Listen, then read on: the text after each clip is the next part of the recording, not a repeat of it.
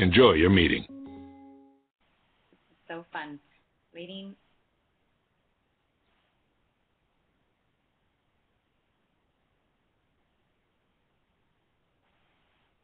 Okay. Everything should be good to go with our recording. I just want to thank everyone for being a part of our Wednesday Wisdom Call with Artemis Limpert. This is Angela Lehman of Living Well Now Leadership. We are thrilled that Artemis Limpert has agreed to be our main speaker, our guest keynote speaker at our Ignite event, an entrepreneurial event that we're having in Glendale, Arizona on February 27th, 2016. We were first introduced to Artemis through her training CDs, and we're so impressed with what we've learned from her electronically over the last few years that we wanted a chance to share that out with our entire team. And we know all of you are already marking your calendars for that important date. Tickets will be released in November on the 27th, and we hope that you'll pay attention to our Facebook event and the other information that will be forthcoming to you so that you can get connected to our entrepreneurial event. Without further ado, though, let's talk directly to Artemis tonight. Welcome, Artemis, to our call.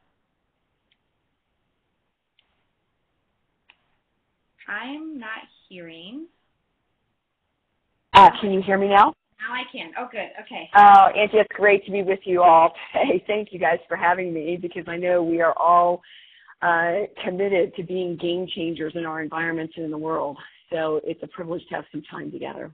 I love how you talk right from the beginning about being game changers, because that was part of my introduction of you. One of the things that I've been so privileged to have been able to get to know Artemis over the last few weeks, I think the words that come to mind the most for me about you, Artemis, are your generous and loving spirit, your commitment to transformative living, and just the encouragement toward body, mind, and spirit success that I sense from you, and this commitment that you have to passing along your wisdom from experience and success and in failure. And I think the wonderful gifts that you've shared already through your training and your resources have blessed so many lives, and we just feel so privileged to be part of your session today and coming up in Ignite as well. So thank you. I'm really looking forward. You're welcome, Angie, and thank you guys for opening your hearts to an exchange of like-minded men and women who are on a very specific journey in a time when it's so much needed. So I know that there are things that you'll pull out of me and things that I will pull out of you, and I'm very much looking forward to that exchange. Wonderful. Will you, some of our team has already begun listening to two of your resources that we were privileged to obtain last month, Standing on the Shoulders of Giants and Taking on the Mantle of Leadership. For those people who are not familiar with those resources, could you tell us a little bit about how you got started and your story of what brought you to this place today? You mean how I got started in direct selling? Yes.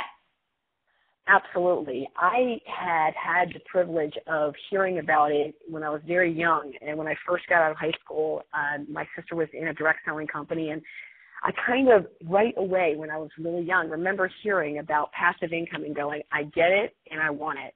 And yet in the early days of learning about direct selling, people just taught the products, and they said, if you know a few people and just share it with a few friends, and, it'll grow really big. And so there's a little bit more to it than that. And each time someone shared with me about our industry, which is so powerful, once when I was 18, once when I was 22, and again when I was 28, I came in, and each time it was a desire to really learn the business of it. Because believe it or not, we all want to be our own boss, but there's a whole other side of things when you're really understanding not only the idea of what we want to do, but the business behind it. So after the third time when I tried it when I was 28, I had a very fast start. I was working with some friends of mine. The third time that I was introduced, it was by a couple that were about 10 years younger than I was at the time, and they were making double the income that I was. And, of course, I asked, what are you doing? And they said, our industry. So after I was with them for a couple of months, unfortunately, they ended up getting a divorce, and I actually called the 6 upline people from them to say, would you work with me? And because I was new and because they didn't know who I was, all 6 of them in that particular company said no. And for the next 10 years, I just watched. I built a sales career. I built six figures in corporate America during that time, and a lot of people came to me about direct selling possibilities. And I was looking for two things. One, that the person wasn't just out for themselves, and two, someone who really understood how the business really grew. And during that time, after being in corporate America, my goal was to see if I could earn six figures. Once I earned that, I actually went into my boss and gave him 8 months' notice. And my boss thought I was crazy. And when it got closer to the time that I was leaving, he said, "Are you really leaving?" Because I was 75% of the sales of 6 people. And I said, "Yeah, it's time to move on." And he said, "Why?" And I said, "I know that I don't want to go on in this arena. I could, but I know I don't want to, so I might as well start reinventing now." I didn't run across where I am today right then. It was about another year. I ended up getting engaged, getting married, and moving across the country from the East Coast to Dallas. So I moved across the country, got married, and started a direct selling business all within about 10 weeks of each other. And when I moved to Dallas, I wasn't thinking about starting a direct selling company. I was thinking about just going to get a job. But I got married for the first time at 39, and I'm wondering if any of you have hit this place where some of the choices that have happened in your life, some of the things that have come in, have taken choices away. And so when I moved to Dallas, sight unseen, and realized, you know what, there's not enough water, there's not enough trees, I actually turned to my new husband and I said, if we ever run across a direct selling company and the leadership is strong, I'm going to do it, and I'm going to replace both of our six-figure incomes because I don't want to die in Dallas. What I really was saying to him is, your career is here, this is too limiting, and I want us to have greater choices.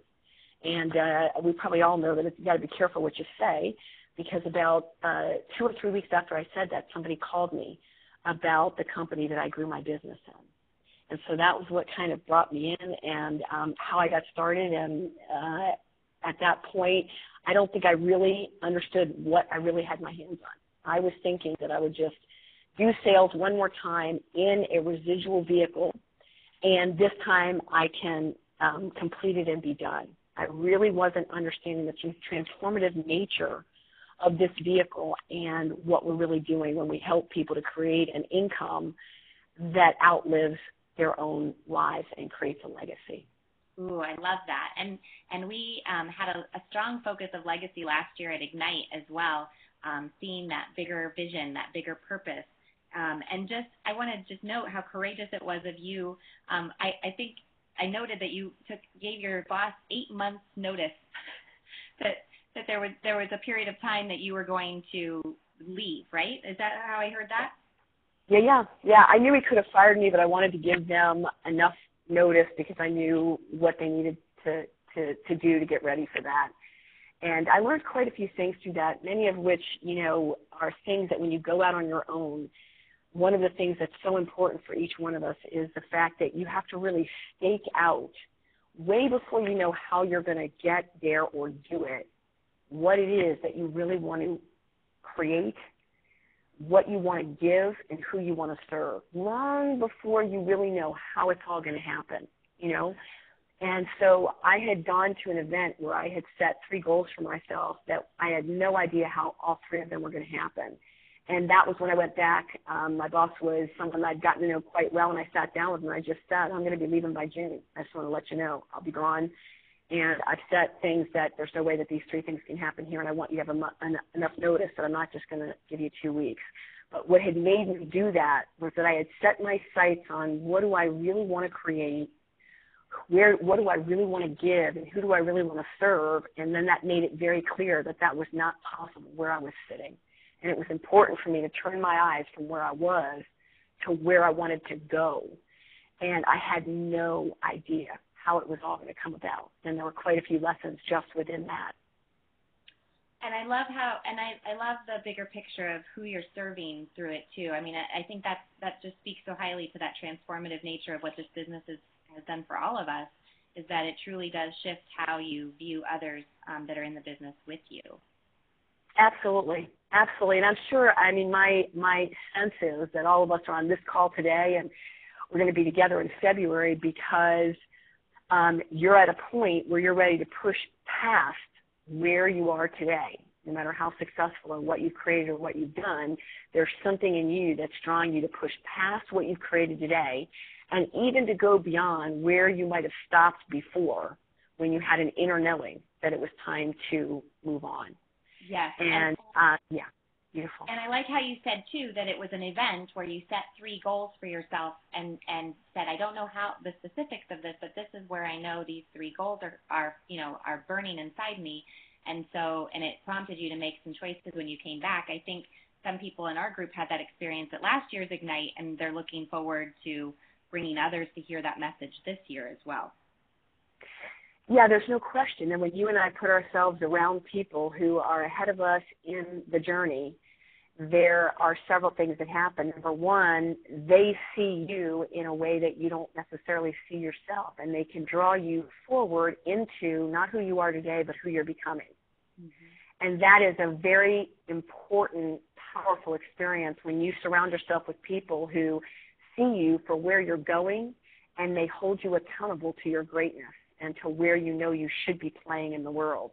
And they help you to up-level your thoughts and up-level your skills. I love it.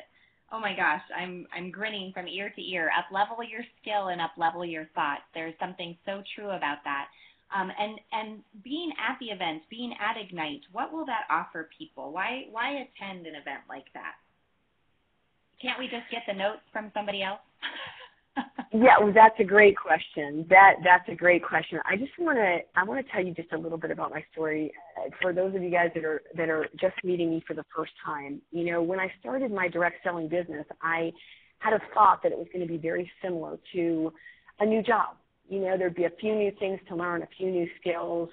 You know, it might be super challenging because it was more than I'd ever done, but I had no idea that it would be an inner game and an outer game. I really did not have that expectation. I did not have that understanding. So when I came in to this industry and the inner game started challenging me, something that in becoming a 6-figure plus income earner in corporate I'd never had to deal with. It did not interrupt my success that I didn't have my inner world straightened out. And before I created what is here today, I reached a point where I had a breakdown before I had a breakthrough. And I really did feel at some point like, wow, I don't know if I do have what it takes to make this happen. And during that first couple of years, there were significant things that occurred, and we'll talk about that another time. But I did several things that really made a difference at the 2-year mark in my business. And there are 5 in particular that I would like to share with you. Angie, may I? Yes, please. I got my pencil and paper out. The top 5 things that I did were, number 1, I gave myself permission to be wildly successful. Okay? It's one thing to want it. It's another thing to be willing to see yourself, as we were talking about, where you're going and not discounting it because of where you are today, but that you start telling the world around you and giving notice for where you're going. The second thing was that I put myself around people who were 2 to 10 steps ahead of me, who could show me what to do and how to be. And I was a very hungry student. The third thing was that I really took radical action when I saw this opportunity. And I was willing to move mountains. And at that 2-year mark, I became more committed to my breakthrough than to my excuses. Okay? I was not as committed at that point anymore to all the what ifs and what if I can't and what if I'm not a good leader and I became more committed to my breakthrough than to any of those thoughts. In fact, at that 2-year mark, I remember saying to people, I can no longer afford my thinking, and it has changed. Yeah. And I literally meant that in dollars and cents, as well as I couldn't afford it just because it wasn't living the quality of life that was what was meant to be. Mm-hmm. And the fourth thing is I was willing to leave others behind and behaviors behind that didn't serve my future. Mm-hmm. Sometimes you want to bring everybody with you and you want to do it And not everybody is ready. And sometimes people don't have that same commitment to their future at that moment. And you have to be willing to go where you're meant to go, where you're called in that moment, and let yourself become tribe with others who are moving to that new place. And then the fifth thing is, I've got to say it again, I took radical action. And the reason I'm going to say that again is because that's a thing that most people find themselves not wanting to do. And at that 2-year mark, I had more proof in my own mind that I couldn't do it than that I could. In other words, I'd walked it out for 2 years, and the successes, it wasn't like I had a resume of success going, oh, follow me, because at that 2-year mark, I had more things that I had failed at, but I also had the discernment that that had given me. And I had a choice every day whether or not I asked myself, who are you to think you can help people? Or who better than you to show people how you're going to rebuild your life through this vehicle than you, because you're going to do it live right in front of them. So, you know, knees knocking and teeth chattering and sometimes tears rolling down my cheeks at the end of the day, I was like, it can be done, and I'm just going to keep moving forward and letting things show up. I love it. As a result of knowing that you can't sow without action. So the question that you were asking, Angie, about, you know, why go to an event? Why not just get the notes? There's a lot that can be said, from just kind of grabbing a nugget from a book or a nugget from a call and then being ready to put that into action. It's a whole nother level when you're saying that you're going to put yourself in a room with human beings who are vibrating at different levels, and you're going to start making them your tribe, and you're going to start creating the relationships where there's a new level of accountability that you create for yourself. And like we said before, it's accountability to your greatness, where you're really meant to be, where you're intended to go. That doesn't happen from the comfort of your notes that you're taking at home. That happens when you put yourself in the room and you feel them and they feel you, and you create the willingness to let others know you and know your dream and know what you want and know what you're really committed to, and also what you're willing to let go of to go make it happen. Oh my gosh, absolutely. I can feel it already. It's already bubbling. It's already bursting. We invited a few people from our group to ask you some questions tonight, Artemis. We're going to go back to that list of 5 that you just gave, where you talked about the radical action. And Andrea, you've got a question I think that fits right into that. To talk about perfect lead-in. So you said twice, Artemis. And first, let me say, first of all, that we are just absolutely thrilled to have you on the call. I have listened to your CD for the last 2.5 years, and I find myself like speaking Artemis out of my mouth, because I feel like everything that comes out of your mouth is profound. So anyway, so you said radical action twice, and I want to know, we've heard a lot of successful network marketers talk about a 3-month period of intense action, or getting that hustle and momentum for a time. And so I wanted to hear maybe a little bit more specifics of what did that radical action, in terms of the outer game, that radical action look like for you as you were building? Well, I had as I had brought in 45 people who had given me a lot of money to start as a business builder, and then they didn't do anything in that first 2 years, but they asked a lot, they demanded a lot, they wanted a lot, but they weren't committed to any action. That gave me a lot of distinctions. One of the things about momentum is that it's almost like if you were having children, there's a lot to be said for having them 10 years apart, I'll have one when I'm 18, I'll have one when I'm 28, I'll have one when I'm 38, and then I can have more time with them, and you've got a whole, philosophy about why that would be best. There's a whole other thought where people are like, you know what, I want to have them close together, where they're all going through the same stages, so that my husband and I can have that time where for 25 years we're raising the kids, and then we have time that's us. There's a point when you're building momentum where you realize it is easy to put a lot of people together in the energy of a momentum and let them over a 5 to 10 year period of time really blow out their success together, and then have locked down, not just worked in for a bit, really locked down growing leaders where the legacy of your business lives on even after you retire, okay? Many times we work together and we build customers, which is different from building leaders. And there's a place for people who just want to enter into our business from the consumer level. They want their health or their something going on in their life to shift, and our product does that for them. But there's another group of people who have come in to build supplemental income, and there's a certain level that they need to master in order to do that. And then there's another level of people who have come in to say, I want to radically shift the ownership of my finances to myself, which means learning how to run a business and teaching others how to do the same.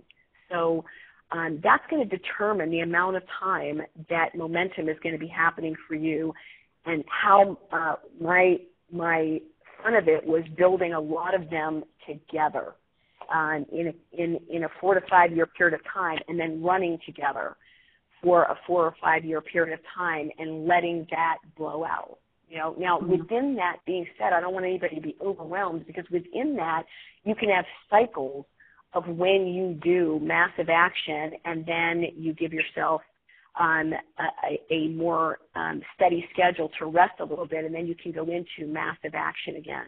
So what I mean by that is sometimes people may say, listen, I don't mind. Sometimes I work 2 to 3 hours a day and then I move on, and other times I have a couple of month period of time where I'm very heavily into prospecting, inviting, and sharing the story to find those that are hungry and meant to lead alongside. So even within your long-term plan, there can be cycles within that where you play strong and refresh, and play strong and refresh, even while overall playing strong. And when we get together in the same room, we'll talk a little bit more about that and kind of peel that back into one of the covers on that. Awesome. Awesome. Thank you. Michelle, you had a question now too, similar, about working full-time and also balancing that momentum and the cycle. Where will you express that a little bit, ask your question? Sure. Can you hear me? Yes. Yes. Okay. Yeah. Okay. So my question is, like Angie said, I do work full-time and I have children at home, and so trying to figure out how to pursue the business part-time until I'm able to make that shift that you're talking about, just kind of diving in and deciding that, hey, I'm going to give you 8 months. It's a little scary, you know, and finding that. But trying to figure out what are the three most important things that us that are doing it part-time until we're able to dive right in that you would think that we should be doing. Can I, who is it that just asked me that? What's your name? Michelle. Michelle, I want to just really ease your mind and let you know that most people who say they're full-time are truly part-time in their real committed hours. In other words, because they have 8, 10, or 12 hours a day doesn't mean that that's how they're really using and doing their business. And I want for all of you who know that the majority of people who come into our business come in part-time, it's about really learning how to be effective within the time that you have. And it's also really understanding when you bring people in, what do they really need from you versus what you think they need.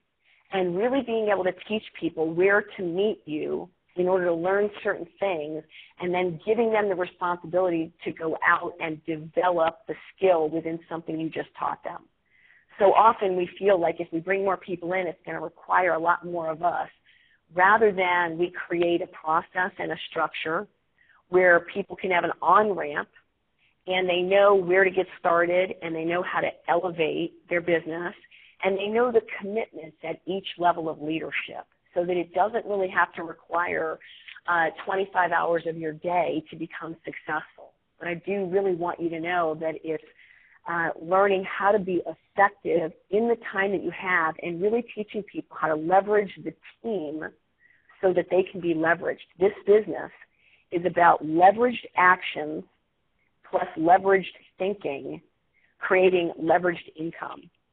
In those first 2 years, so many people had so many, questions. I want to know this and I want to know that. And and I want your time here, and I want your time there, and I want to make another plan, and I want to make another plan, and I want to make another plan because I haven't gotten any action. Can we meet again to make another plan because I'm really ready now? I'm ready. I'm sure some of you guys are laughing because you had that happen.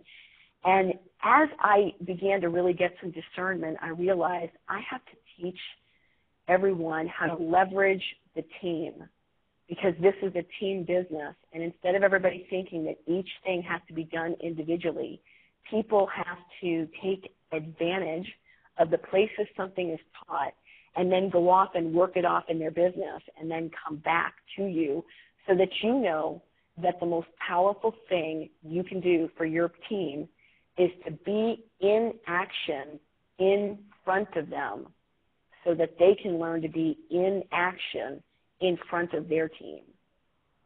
I'm just going to say that one more time. The most powerful thing that you can do, especially as a part-time person, is to say, I am going to be in action in front of you.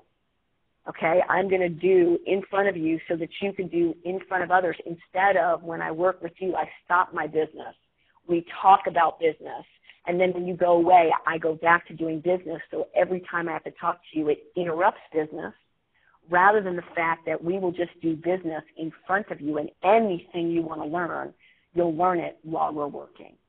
And the one thing that did for me, and we'll unpackage this a little bit more when we're together, was that it allowed me to recognize that people ask questions, but unless they're in action, nothing that I said stuck. And I'm sure many of you have experienced that. So at that 2-year mark, I shared with people a couple of key things. And one thing was, we're never going to deal with what if. We're only going to deal with what is. So people would ask things like, well, I just want to know, how do you handle it if somebody needs to send something back because I don't want to bring a customer in? And I'd say, well, do you have somebody that wants to send something back? And they'd say no. And I'd say, well, then you go get a customer, and then we'll wait till there's one who wants to send something back, and then we'll go ahead and do it. But we're not going to deal with what if. We're only going to deal with what is. And people would say, well, I just want to know the answer to this question or whatever because, blah, blah, blah. I like to know everything about what I'm doing. And I'm like, okay, well, do you have somebody who's asked that question? And they'd say no. And I'd say, well, why don't you go ahead and let's present. Let's get some people who actually get to the place where that's the question, and then I'll be right there with you. We'll answer it together, and you'll learn it while we're doing the business. And it really changed the fact that I now understood my responsibility in this business was to really teach people how to grow it, not just teach people all the facts of business, but to show them the feeling of business and the how it really gets done. And so, Michelle, I do want you to know that probably within the part-time that you have is more power than most people have in their full-time business, and you will easily be able to, should this be your choice, to transform and take yourself out of your job if that's your end goal. Much, I appreciate you. That's beautiful. Kim had one more question for you, Artemis. Hi, thank you so much for sharing your time with us. And I was just wondering, Kim. What is the number one mistake you made and learned from? The number one mistake that I made was what I'm telling you guys right now. I really let the people who were coming into the business run me, instead of the fact that I was running a business in front of them that they wanted to learn. And so I kept trying to lead by making sure everybody was okay and by pleasing people. And I made the mistake of thinking that I had a business that helped people. And at the 2-year mark, I changed the fact that I actually am in a business and I'm going to teach you business. And if you get into action, you will get plenty of help. But I realized that as long as I had help as my primary goal as a contributor, that I wanted to help people, that I could spend my time helping a lot of people and have a nonprofit business. But for those that came in as business leaders to grow a business, to earn part-time income or to earn full-time income, I changed my intention to the fact that I'm here to build business. And as you build your business, you will get all the help and assistance that you require. And I know that sounds like a subtle shift, but it was a huge difference. And in my first 2 years, I had lots of bonuses that I'd earned, and there were 45 people who had come in as business builders, and that was in addition to the clients that had just come in for product usage. And I had become what's called an executive in my first 3 weeks in the business, and then I did not duplicate another person at that first level of success in that first 2 years. And at that 2-year mark, I realized, you know what, this is more like being a football coach where you can't do it for them. When they're out in the game and they're out on the field, you can't take the hit for them, so you better be teaching them how to tuck and roll. And that transition in my understanding, because in that first 2 years I rescued and I didn't realize it. And I didn't realize that I bought into people's excuses because I really thought they were true. I didn't realize that when people have a vision of where they want to go, they will jump mountains to accomplish their vision. And if they don't have a vision, there's no mountain I can jump that will ever acquire it. There's not one weight I can lift in the gym that will ever build a muscle in your body. And so in that next 2 years, I want to tell you that these subtle transitions, and we'll talk much more about some of these things, in that next 2 years, I went from 0 to the top of the company. It was a very clear delineating line, and the discernments that I got were powerful. And I remember saying to people at the 2-year mark, you know, I've got good news for you and bad news. And people would say, really, what? And I'd say, the good news is I'm totally over myself. And the bad news is I'm so over you too. So let's get to work. And I just, you know, would laugh and play with them. But I would tell them the rules of engagement, because coaching is a privilege. It's not a requirement. And when someone is willing to pour into your life and pour into your successes, you've got to allow them to decide the readiness. And believe it or not, a lot of the time that you will capture back as a full or a part-time person will be because you've been helping people who need you instead of putting your time into the people that deserve you. So powerful. Great work. Thank you. I want to just once again, because I know that we're going to be meeting together, but I want to tell you again that right now this week I'm in California, and I came here for a live event to pour into myself, to realize that any time you're wanting to take your life to another level, it's putting yourself around people who, like we said, are 2 to 10 steps ahead. And I want to really encourage you guys to get very clear on what you really want to accomplish. What dollar figure do you want to accomplish in your business? What number of people do you really want to serve and assist to get to the different places? Because the clearer that you are about who it is that you want to help and how many you want to help and the income you would like and the income you would like to help them to create, the easier it is for you to then really get clear on where your time should go. And also that every one of us who gets to a place where you know that you've taken yourself as far as you can take yourself, and now it's time for you to surrender and allow yourself to get around the excellence that can take you to the next level. And that's what your February event is about for each of you. It's about knowing I've taken myself in this last year as far as I can, and now it's time to get poured back into so that I can go out and take it up another level and take it up another level and take it up another level. I've had the privilege of being around Angie and being on the phone with several of you to get a real sense of the specialness of your community, and to know that there are thousands more that deserve to have a community like yours, and that the sales conversation that we have with business people is a quality conversation that allows people to move into action on their own behalf and on their own life. And when you really get clear on that, your business starts to explode. What powerful words to end our time together, Artemis. Thank you again from the bottoms of our hearts for your commitment and your dedication to passing on these amazing lessons, but more than that, passing on the spirit of entrepreneurship that really allows people to grow and become all that they've been intended to be. And I just hear that through and through your message today, and I just, again, am so grateful to you for your time today, and also in February when you join us on February 27th, 2016 for our Ignite Entrepreneurial Event. The information is on Facebook. You can catch it there or through our email at deb@lwnresources.com.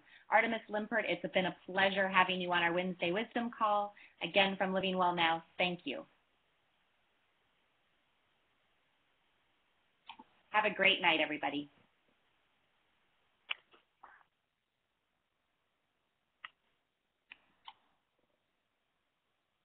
Thank you all.